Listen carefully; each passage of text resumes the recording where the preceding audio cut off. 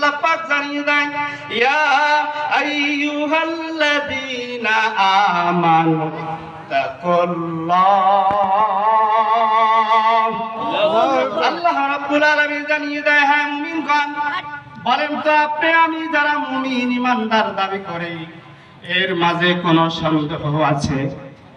আল্লাহ রাব্বুল আলামিন জানিয়ে আমানুত্তাকুল্লাহ, যারা মুমিন হবে, ইমানদার হবে, আল্লাহওয়ালা হবে, তারা শুধু আল্লাহকে ভয় করবে, আল্লাহর দ্বীন কায়েমের জন্য নিজের জীবন এবং তাজা রক্তগুলো আবু সাইদ ভাইয়ের মতো রংপুরের জমিনে তাজা রক্ত দেওয়ার দরকার আছে না?